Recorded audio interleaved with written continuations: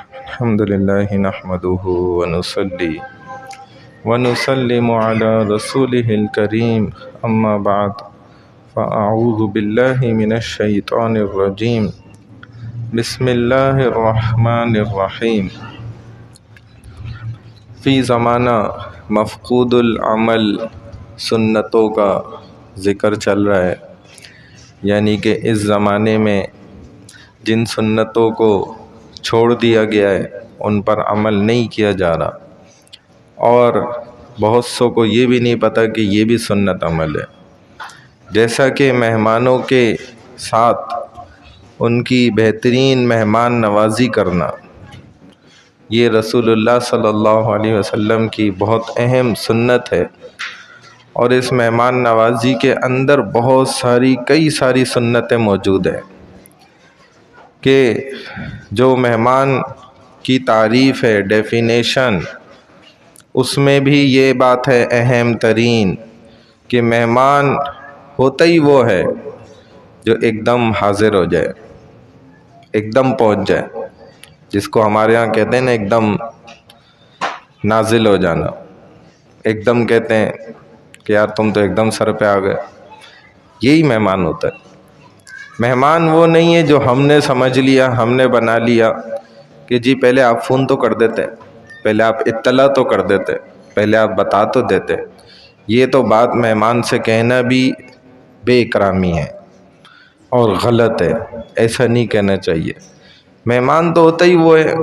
کہ جس کو جب موقع ملا اور وہ آپ کے پاس پہنچ گیا، ملنے آ گیا ایک دم،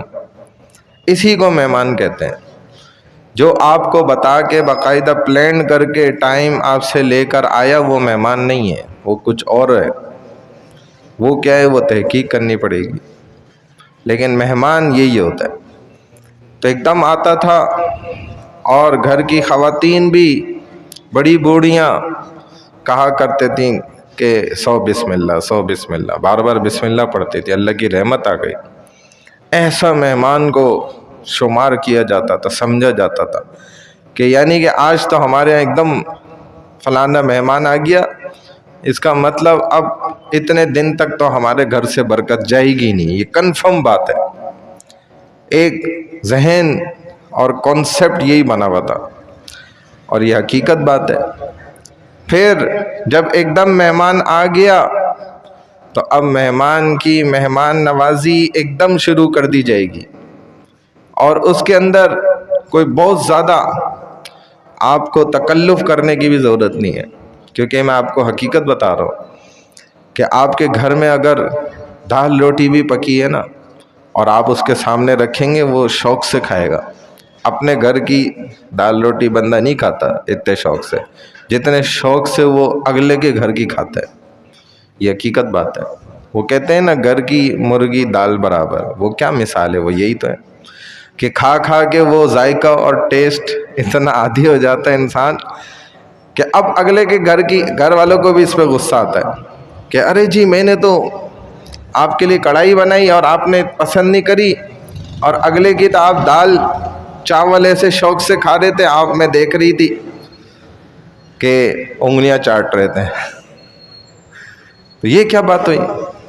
تو اب بندہ اندر کی بات تو بتا نہیں سکتا نا، وہ خاموش ہو جاتا ہے،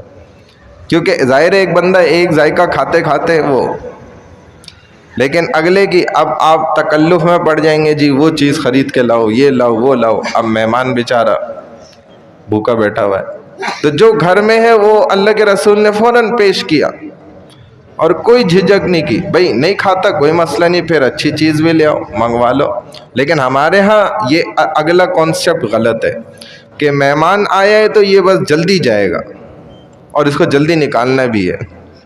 ساری کوششیں اسی پر لگی ہوئی ہوتی ہے۔ بلکہ وہ ایک بزرگ انتقال ہو گیا، بھائی واسم منظور صاحب، ان کے متعلق ہمارے کچھ ساتھی بتلاتے تھے کہ وہ کہتے تھے کراچی والوں سے چائے کا پوچھنا بھی گناہ کا کام ہے۔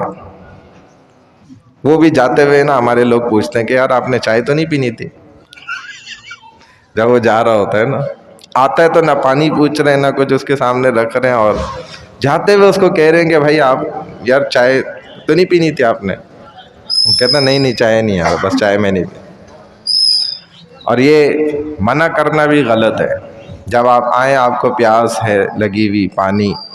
پھر آپ کو طلب ہے کہ مجھے چائے مل جائے، گرمی ہے تو ٹھنڈا مل جائے، تو یہ کہتے ہوئے منع بھی کرنا، یہ بھی غلط بات ہے، یہ بھی ہمارے رسول کی سنت نہیں ہے۔ تو یہ ساری سنتیں بتا رہا ہوں کہ فوراً پیش کیا جائے اس کے لیے کچھ بھی کھانے کا جو بھی گھر میں موجود ہے، اور اس کو جلدی فارغ کرنے کا ذہن نہیں بنانا چاہیے، غلط بات ہے۔ کیونکہ شرعی اعتبار سے تو مہمان 3 دن تک کا بھی ہے، مہمان شرعی اس کو کہا جاتا ہے، یعنی یہ 3 دن 3 راتیں بھی اگر وہ آپ کے یہاں ٹھہرنا چاہ رہے ہیں نا، تو آپ کا گھر اس قابل ہونا چاہیے۔ ہمارے ہاں تو نہیں ہے بہرحال آج کل، کیونکہ ہم خود ہی الحمدللہ دڑبوں میں رہ رہے ہیں، ہم گھروں میں کہاں رہ رہے ہیں، عجیب۔ بہرحال ہمارے ہاں اب جگہ اسپیسز بہت کنجسٹڈ ہو چکے ہیں، ہم خود ہی رہ لیں بڑی بات ہے، مہمان بیچارے کو کہاں ٹھہرا سکتے ہیں۔ لیکن یہ مہمان نوازی کا اعلیٰ درجہ ہے۔ رسول اللہ صلی اللہ علیہ وسلم کے گھر ہم سے بڑے نہیں تھے، لیکن آپ نے بھی مہمان کو ٹھہرا کے دکھا دیا، ثابت کر دیا جہاں بھی ٹھہرایا۔ لیکن دیکھیں یہ سنت عمل بنا دیا اور ثابت کر دیا کہ آپ کا گھر چھوٹا ہونا بھی کوئی مسئلہ نہیں ہوتا۔ اللہ کے رسول نے وہ دعوت شادیوں کی اپنے حجرے میں کر کے دکھا دی، ثابت کر دیا کہ تمہیں کوئی ہال بک کرنے کی ضرورت نہیں ہے، کوئی ٹینٹ لگانے کی ضرورت نہیں ہے، تمہیں کوئی ایکسٹرا اسپیس رینٹ پہ لینے کی کوئی ضرورت نہیں ہے، اور سنت ثابت کی دکھایا۔ دیکھو یہ وہ گھر جس میں حضرت عائشہ فرماتی ہیں کہ میں رات کو سو رہی ہوتی تھی تو حضور جب تہجد پڑھ لے ہوتے تھے تو پیروں پہ ایسے ہلاتے تھے، میرے پیروں پہ ہاتھ مارتے تھے، میں اپنے پیر سمیٹتی تھی، پھر آپ سجدہ کرتے تھے۔ یہ جگہ تھی، اور اس میں بھی اللہ کے رسول نے ہزاروں صحابہ کو دعوت کھلائی ہے اس گھر میں۔ کس طرح کہ دعوت آ رہے ہیں صحابہ، شروع ہو گئی، کھانا کھاتے جا رہے ہیں، جاتے جا رہے ہیں، اور دوسرے آتے جا رہے ہیں، پھر کھانا کھا رہے ہیں، جاتے جا رہے ہیں، اور آتے جا رہے ہیں، کھا رہے ہیں، جاتے جا رہے ہیں۔ دیکھیں، اور اس میں صحابہ کا چونکہ مزاج بنا ہوا تھا نا، ان کو برا بھی نہیں لگ رہا، بھائی انتظار کرنا کوئی بری بات ہے، ایسا نہیں تھا ان کا ذہن، دل دماغ۔ ہمارے ہاں تو 2 منٹ اگر کھڑا کر دیا، کرسی نہیں ملی تو ناراض ہو جاتے ہیں مہمان۔ پھر مہمان کو بھی خیال کرنا چاہیے کہ بھائی میزبان، اور سنت شریعت اسلام اس کو پورا پتہ ہوگا تو وہ ناراض بھی نہیں ہوگا۔ ہمارے ہاں تو اب نظام ہم نے خود خراب کیا اپنا، ورنہ اسلام تو وہ اعلیٰ نظام ہے کہ دیکھیں کیسے چھوٹی سی جگہ پہ بھی اللہ کے رسول کیسی برکت والے کام کر کے دکھا رہے ہیں۔ ہزاروں کو آپ نے اپنے ولیمے میں جو ہے نا ماشاءاللہ کھلا دیا کھانا، اور آپ نے چند کھجوروں پہ بھی ولیمہ کر لیا، آپ نے صرف دودھ پر بھی ولیمہ کر لیا، دودھ پلا کے۔ تو یہ ہمارے رسول صلی اللہ علیہ وسلم کی زندگی ہے مہمانوں سے متعلق، کہ وہ خوش ہو جاتے تھے، چہرے پہ خوشی آ جاتی تھی کہ یہ تو رحمت آ گئی ہمارے گھر میں آج۔ تو ہم بھی جو ہے نا یہ دین سیکھیں اور عمل کرنے کا نا عزم کریں کہ بھائی ہم بھی اس پر عمل کریں گے۔ مہمان اللہ کی رحمت ہے، کوئی زحمت تھوڑی ہے۔ تو یہ آداب ہمیں بھی سیکھنے چاہیے، مہمانوں سے متعلق سنتیں ہمیں پتہ ہونا ضروری ہے۔ اللہ ہم سب کو عمل کرنے کی توفیق عطا فرمائے۔ سبحان اللہ و بحمدہ، سبحانک اللہم و بحمدک، نشہد ان لا الہ الا انت، نستغفرک و نتوب الیک، نستغفرک و نتوب الیک، نستغفرک و نتوب الیک، برحمتک یا ارحم الراحمین۔